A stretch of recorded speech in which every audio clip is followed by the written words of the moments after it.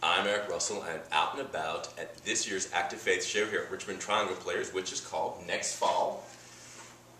You guys were absolutely fantastic tonight. I laughed, I cried, I laughed and cried at the same time. Miss Truva would be very proud of her favorite thing. You have a fantastic, powerful show here. But what I'd like to do is have you introduce yourselves, tell who you are, how you're involved in the play, and who you are in the play. So we're going to start right here, and you would be...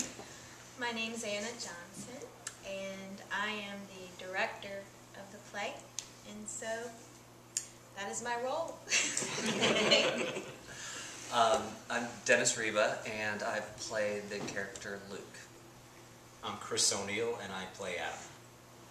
I'm Georgia Rogers-Farmer, and I play Holly. I'm Matthew Mitchell, and I play Brandon. I'm Barry Pruitt, and I play Butch. And I'm Dawn Westbrook, and I play Arlene. This is a really new production that premiered on Broadway in New York back in 2009. That was nominated for several awards in 2010 and actually won one from the Outer Critics Circle Award. And that was Geoffery, of course, was the writer of this, so fantastic. I think the timing of this is so great in terms of the plays we've seen done here, that this is so current, so modern, all the references are current and modern, that I think a lot of audiences will get it. The theme is belief systems, what we really believe, yes, no? Cool, that was big. Yes. Sometimes I'm not sure what I was supposed to get. But let's talk about Luke and Adam. Tell us about Luke and Adam and their involvement. Okay. Well, I guess kind of initially, on paper, Luke is a fundamental Christian. Adam is an atheist who is a bit of a cynic when it comes to faith. He's more of a realist in the way he sees the world. And we meet at a chance meeting at a party from a friend of mine. Which would be Holly. Yeah. And Holly is a lapsed Catholic, maybe? I believe so. She's accepting them all. Then we have Brandon, and your relationship with Luke, we don't really find that more until like later in the thing, but you give us a little hint without any spoilers. Well, we come from the same sort of fundamentalist background, and we were friends together in D.C., but pretty much he has moved on, and I have kind of stayed in my fundamentalist beliefs, and I don't want to give too much away, but that's kind of where our relationship is at the start of the play. Then we have Luke's parents, Butch and Arlene, and I'd say, you're my favorite. I have a favorite in this show. I'm admitting it right now. It's just the way it's written. I got lucky. It's just, I love the character. She is. She's very feisty and warm. And then you get the payoff. You get to find out a little bit more about her and why she is the way she is. So she does have some vulnerability too. Oh yeah, very much so. Then we have Butch. Yeah, Butch, I suppose, is the fundamentalist father who trained this boy so well. Thank you. Butch and Arlene obviously had some tough times early in life, and I think Butch solved his life problems with religion. And so, of course, as the main parent to the son at the time, to Luke, he ingrained that in Luke as well. Now we find out that Arlene is also Christian, but as she says, that Butch is much more tied to it. Now, as an active faith piece, what brought you as actors to this production that you wanted to be involved with it? What brought you to it?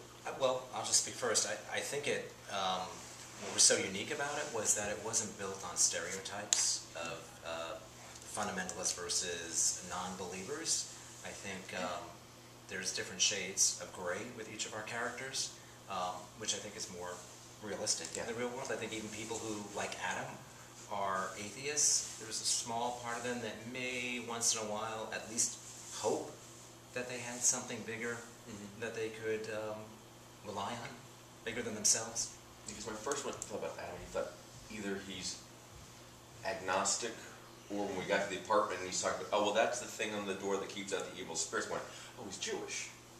But we just then Right. He is technically he is Jewish background, but he doesn't practice at all. Now,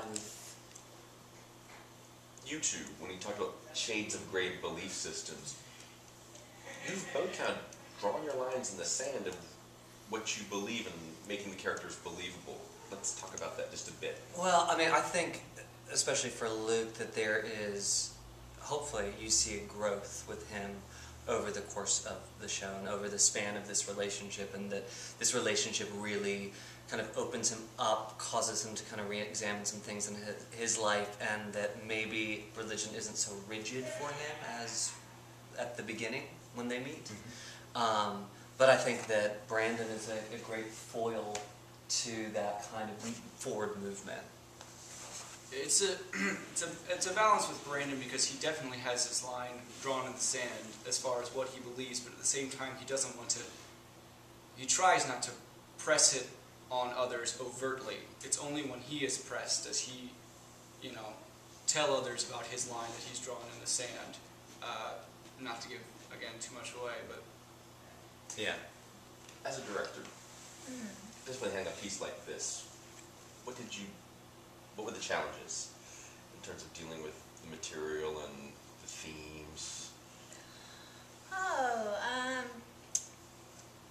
Well, it wasn't very challenging, actually. Arlene, or Don Westbrook, is good friends with the playwright, and anytime we had a question, we could just we don't understand this, what's supposed to happen? we don't understand. Okay. Email him. And he would email us in like 20 seconds back. It was very surreal to have this very famous playwright right there, being willing to help us. I suppose the biggest challenge was probably the casting of it, in finding just the right people for this show. But once all the puzzle pieces fit together, you guys have made it really easy, and it's been really fun.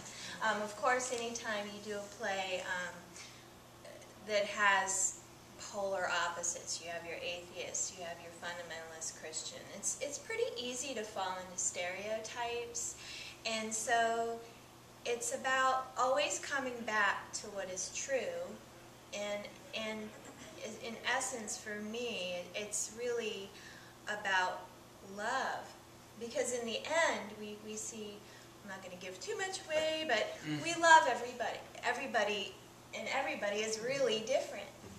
And it's about the community. So I think it's about navigating the gray, and it's a fine line. It's easy to be a really mean fundamentalist Christian, or it's really easy to be a cynical atheist. Where do we find? Why do we love Adam? Why do we love Luke? It's finding that. Personally, working on the show, what did you learn from your character or about yourself in finding Butch or Brandon or Holly or Arlene? Well, I think maybe I learned, if I didn't know it before, that there's no reason to hate somebody because their feelings are different. You know what I mean? I mean, Butch may be totally Christian, Adam may not believe any of this, but except when they're irritating each other in a sensitive situation like this one, that doesn't keep them from getting along. That doesn't stop them from actually even believing the same things about life. So I think it was good to see that, because I come from the Midwest, South / I know plenty of these guys, and they're not all bad guys, just like they're not all good guys. Just like the same is true. I lived in New York for 12 years. Of all the cool, trendy guys, they're not all good guys either. So I think maybe I learned that I'm a really pretty understanding person about that. Yeah, and I think what she said about a sense of community, I think it was good to remind myself that no matter what your walk of life is, everybody has a lot of things in common, and I am proud to be in this cast, hoping to relay that to the audience too, and I think it'll definitely make you think. Because this is part of the Acts of Faith series, there are 2 talkback performances. Yes. And those are going to be on March 4th and March 11th. So after those shows, the audience can talk back with you and Yeah. Have some one-on-one dialogue. Oh, yeah, I'm waiting for that one. Members name character. It's a work of fiction. What do you want people to take away from this production when they leave after they've gone through this fantastic roller coaster?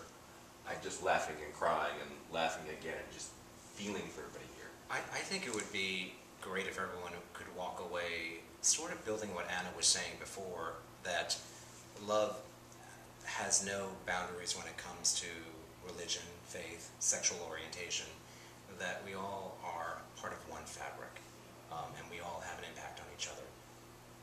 And I think, like, you said, you had a favorite. When I saw it in New York, I had a favorite, and my favorite was Holly. And I still think that anybody who comes to see the show in any walk of life will identify with either one character in particularly, or will see themselves throughout a few different characters. And I think that's some of the beautiful work that Geoffery put together in this play, is that I think everyone is real, and it's going to touch people, I think, in the audience. Did you get that feeling watching, like, because they're meeting in places people and families gather. Yes. It's a rooftop party. It's a hospital visit. It's that my family's coming to visit to my apartment for the first time, and you're like, okay, that's how people meet and interact. Right. It's always awkward. It's always, oh, okay, and Right. you have these moments of, it has to be perfect. We have to hide this. They can't see anything. Speak from Right. The Right. nephew's coming. Oh, great. Yippee! Gotta clean the house. Fantastic production. Final thoughts from anyone here about what you learned or what you want people to know? I have one small thing, and we've talked about this a little bit, but I think that this play also really speaks to faith and the different kinds of faith, and I feel that sometimes, and maybe it's because I'm playing Luke, but that it can be uncool to have faith.